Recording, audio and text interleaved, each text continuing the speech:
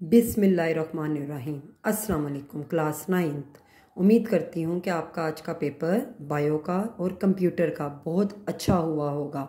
और मुझे इस चीज़ की भी बहुत खुशी है कि मैंने जो 9th के बायो के सिलेक्टिव बिल्कुल हर चैप्टर के 8-8 9-9 सवाल लगाए थे, उनमें से ही अल्हम्दुलिल्लाह 99% पेपर आया है। और मैं आगे भी उम्मीद करती हूँ, आज जुम्मे का दिन है, अल्लाह अपनी खास रहमत और अपना साथ हमारे साथ रखे और आगे भी बच्चे आप लोगों के पेपर अच्छे हों।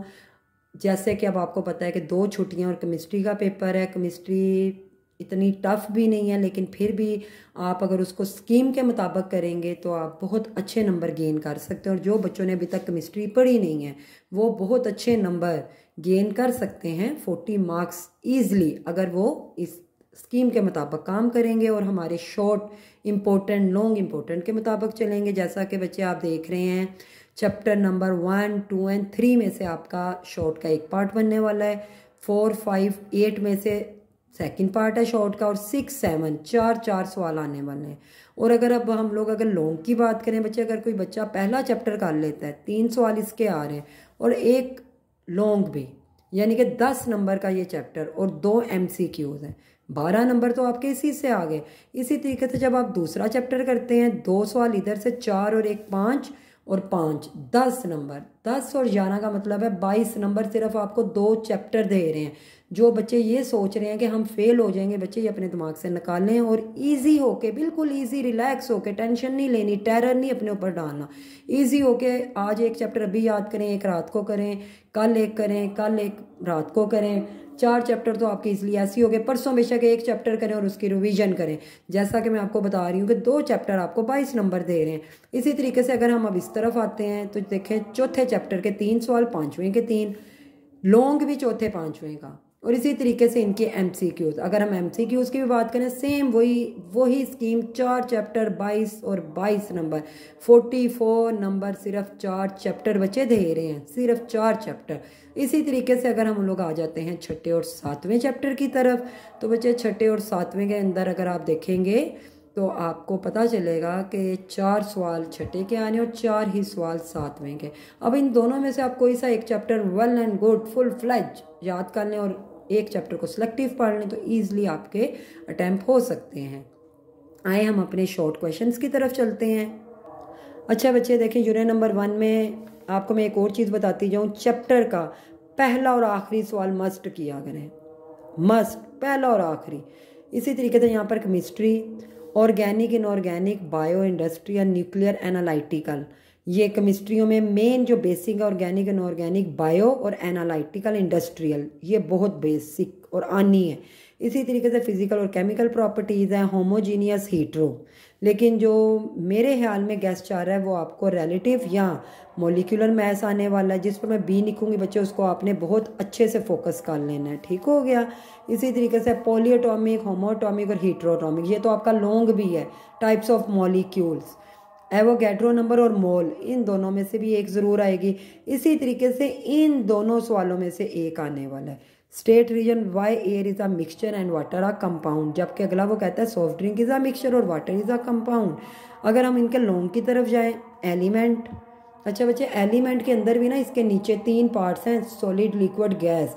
वो ये भी शॉर्ट में मांग लेता होता है बाज़ औक़ात के सॉलिड कौन कौन से हैं तो आपने उसके नाम बताने हैं। अगर आपसे लिक्विड मांगते हैं तो मरकरी ब्रोमाइन है, गैस मांगे तो ऑक्सीजन है। इसी तरीके से कंपाउंड्स और मिक्सचर का वो आपसे डिफ्रेंशिएट मांग रहा है, एटम और आइन, मॉलिक्यूलर आइन, आइंस और फ्री रेडिकल। देखिए अभी तक आपने अगर आज बायो का पेपर दिया, आपको आइडिया हो चुका होगा कि शॉर्ट ही वो लॉन्ग में डाल देता है। तो इसी तरीके से केमिस्ट्री में भी होने वाला है, how to write a chemical formula, बहुत ज़्यादा रेयर चांस आए, अदरवाइज ये शॉर्ट आपने बच्चे याद करने हैं। टाइप्स ऑफ मॉलिक्यूल्स हैं, ये केमिकल स्पीशीज़, ये बच्चे बहुत कंफ्यूज हो जाते हैं। ये बहुत इजी है, आपका आइंस के नाम से आपने याद किया होगा। 2 तरह के आइंस हैं, पॉजिटिव और नेगेटिव, कैशन और एशन, कैनियन और एनेनियन लोग कहते हैं। इसी तरीके से यूनिट नंबर 2 में बच्चे प्रोटॉन, इलेक्ट्रॉन, ये आपको MCQ या शॉर्ट में आ सकता है। प्लम पुडिंग थ्योरी, ये प्रॉपर्टीज़ ऑफ न्यूट्रॉन बहुत इंपॉर्टेंट है। ऑब्जर्वेशन या डिफेक्ट्स, इसी तरीके से what is the nature of charge, shell और सब शेल, बहुत important. Configuration of chlorine, chlorine की 17, Cl-1 17 है, उसके ऊपर आपने पूरा डिटेल में न्यूमेरिकल के तौर पे बताना है। इसी तरीके से स्टेबल और रेडियो एक्टिव आइसोटोप्स, ये भी अक्सर आ जाता है, जबकि ये क्लोरीन के अंदर है। ये आइसोटोप्स कौन से हैं, कार्बन के, सॉरी क्लोरीन कह रही हूँ, हाइड्रोजन से आगे कार्बन जब आता है C12 13 एंड 14 12 और 13 आपके स्टेबल हैं, जबकि 14 आपके रेडियो एक्टिव हैं। इसी तरीके से ये 2 सवाल, इन दोनों में से भी एक सवाल जिसके आगे बच्चे बी लिख रही हो ना, या तो आपने सारे करने, क्योंकि देखें सिलेक्टिव से 11 सवाल हैं, लेकिन जिसपे बी लिखा है वो 5-6 हैं, वो आपने बहुत अच्छे करने हैं। इसी तरीके से how are cathode rays produce 5 major characteristic, बहुत इंपॉर्टेंट ये सवाल है। नेक्स्ट आपका आ जाता है fundamental particles of atom, proton और discharge tube, canal rays, Rutherford और बोहर एटॉमिक, इन दोनों में से अक्सर एक सवाल आ जाता होता है। इसी तरीके से application of science in field of medicine, ये मे बी और मे बी नॉट 50-50 में, लेकिन बेसिक जो है आपके 3 सवाल हैं इस टाइम, एक रदरफोर्ड है, बोहर है, या फिर आपकी मेजर कैरेक्टरिस्टिक हैं। तीसरे चैप्टर की बात करें, सिर्फ 13 सवाल, डोबरनायर, न्यूलैंड, मेंडलीफ का पीरियोडिक टेबल है, या फिर उसका periodic law, periods and groups अक्सर आ जाता है, बहुत इंपॉर्टेंट ये भी दोनों। इसी तरीके से ट्रांजिशन मेटल है, what is called first period, first और सेकंड थर्ड, इनमें से भी बच्चे एक ज़रूर आ जाता है। इसी तरीके से ग्रुप की डेफिनेशन आ जाती होती है। ट्रेंड आपके एटॉमिक रेडियस, सिर्फ ये 13 सवाल हैं। Give the trend of ionization of energy, electron affinity और define electronegativity with trend. Unit number 4, यहाँ पे बच्चे आप बेशक सिलेक्टिव से याद कर ले, क्योंकि आपको मैं बता चुकी हूँ 1 2 3 की पेयर है, तो पहले 2 चैप्टर तो आपने अच्छे से याद करने हैं, तो इसलिए हमें इसकी इतनी टेंशन लेने की ज़रूरत नहीं। अब हम चैप्टर नंबर 4 की तरफ जब जाते हैं, ये बहुत इंपॉर्टेंट है। Why are noble gases not reactive, octet और डुप्लेट रूल अक्सर आ जाता है। Bond pair, lone pair, example single bond, triple bond, ये एग्जाम्पल के तौर पर आता है। Intermolecular forces, van der Waals या इंटरमोलिकुलर फोर्सेज भी इसको कहा जाता है। Why ice float in water, पानी के ऊपर क्यों बर्फ तैरती है। Polar, non polar, why does covalent compound become polar. इसी तरीके से बच्चे chemical bond, ionic bond, covalent, coordinate, metallic और हाइड्रोजन बॉन्डिंग, ये ऐसे सवाल है बच्चे, इनमें से ना बंदा कुछ गैस नहीं लगा सकता। लेकिन अगर चले मैं लगाने की तरफ भी आऊँ तो केमिकल आप बहुत अच्छा से कर लें, कोवलेंट, इसी तरीके से कोऑर्डिनेट चले रहने दें, मेटालिक बॉन्ड, ये बहुत इंपॉर्टेंट है। इन दोनों में ये बड़ा शॉर्ट से सवाल है, लेकिन वो अक्सर लॉन्ग में डाल देता होता है अक्सर, और 4-4 5-5 इनकी सिर्फ प्रॉपर्टीज़ हैं। इसी तरीके से जब हम यूनिट नंबर 5 की तरफ आते हैं, देखें सिर्फ कितने सवाल हैं, 8, सिर्फ 8 शॉर्ट हैं। Diffusion, effusion, pressure, absolute zero, इन तीनों में से तो एक नहीं आना है। इसी तरीके से evaporation, dynamic equilibrium, melting and boiling point, crystalline और मॉर्फस, बच्चे ये लॉन्ग में भी अक्सर आते हैं, इसको टाइप ऑफ सॉलिड भी कहते हैं। एलोट्रोपी, इसी तरीके से आप नीचे आ जाए, एब्सोल्यूट जीरो, बहुत इंपॉर्टेंट सवाल है। डिफाइन बॉयल्स लॉ या चार्ल्स लॉ, ये दोनों बहुत चांस होते हैं आने के, लेकिन बाज़ औक़ात वो वेपर प्रेशर और इंटरमोलिकुलर फोर्सेस ऑफ डिफ्यूजन के अंदर भी चल पड़ता होता है। टाइप्स ऑफ सॉलिड जो मैं आपको बता चुकी हूँ, क्रिस्टलाइन और अमरफस हैं।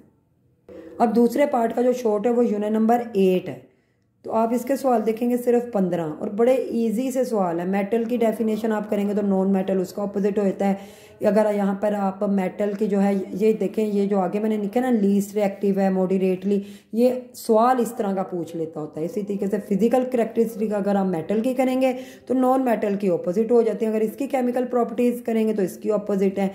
इलेक्ट्रोपॉजिटिविटी और इधर आयोनाइजेशन भी आना था, इंपॉर्टेंट है। इसी तरीके से अल्कलाइन और alkaline metal, uses of sodium और कैल्शियम, इन दोनों में से एक यूज आ जाता होता है। सिल्वर और गोल्ड क्यों लीस्ट रिएक्टिव है, क्योंकि ये मैलिएबल और डक्टाइल है। इसी तरीके से इसका एक और आ जाता है, कैन प्योर गोल्ड भी use for making ornament, no, pure gold 22 carat है, जबकि 21 कैरेट जो है ज्वेलरी के लिए इस्तेमाल होता है। कॉपर जो है वो क्यों मेकिंग ऑर्नामेंट्स क्यों इस्तेमाल हो रही है, copper use for what is magnesium. इसी तरीके से प्लाटिनियम बहुत इंपॉर्टेंट, अपनी यूनिक प्रॉपर्टी रखता है। नॉन मेटल के में हेलोजन फैमिली, हेलोजन फैमिली बच्चे कौन सी है, जिसमें bromine, iodine, fluorine, chlorine. Ending की तरफ हम जा रहे हैं। Solution, aqua solution, solute, solvent, dilute, concentration, mass by volume, volume by volume, molarity, preparation of molar solution, solubility, Tyndall effect है, सस्पेंशन। 12 सवाल हैं बच्चे, इनमें से आएंगे ज़रूर, इसलिए मैं आपको ना इसमें मोलैरिटी आपको चले मैं बताती जाऊँ। इसी तरीके से मैथ्स बाय मैथ्स है, एक्वा सोल्यूशन अक्सर आ जाता है, پھر آپ کا ٹینڈل افیکٹ سسپینشن اور کولائڈ ہے. جو نمبر 7 کی طرف آئیں تو آکسیڈیشن ریڈکشن، اس کو ریڈاکس ریئیکشن بھی کہا جاتا ہے. اسی طریقے سے الیکٹرو کیمیکل سیل، یہ پورا ٹاپک یہاں سے یہاں تک لانگ اور شارٹ کے لحاظ سے بہت امپورٹنٹ ہے. Strong, week, naan electrolyte. اسی طریقے سے جب آپ الیکٹرولائٹک سیل اور گلوینک سیل میں کیا فرق ہے؟ کرجن رسٹنگ مسٹ، الیکٹروپلائٹنگ یا گلوینائزنگ. نیم the by product producing Nelson cell. Y is an iron girl pant, کیوں اس کو پینٹ کیا جاتا ہے اور کیوں آکسیجن ضروری ہے رسٹنگ کے لیے. تو بچے میں امید کرتی ہوں کہ اگر آپ اس کو اسکیم کے تحت یاد کریں گے تو بہت آسان ہے، کچھ مشکل نہیں ہے. آپ بے شک 4 سے 5 چیپٹر کریں لیکن آپ کمپلیٹ اس کو جس طریقے سے بتایا گیا ہے کریں. اس میں آپ سلیکٹیو نہ کریں. اور آبجیکٹیو کی اگر ہم بات کریں، زیادہ آپ کی بک سے ہی آبجیکٹیو آتی ہے، آپ نے بک کو زیادہ فالو اپ کرنا ہے. ہمیں اپنی دعاؤں میں یاد رکھیں. اللہ آپ کا حامی و ناصر ہو. السلام علیکم.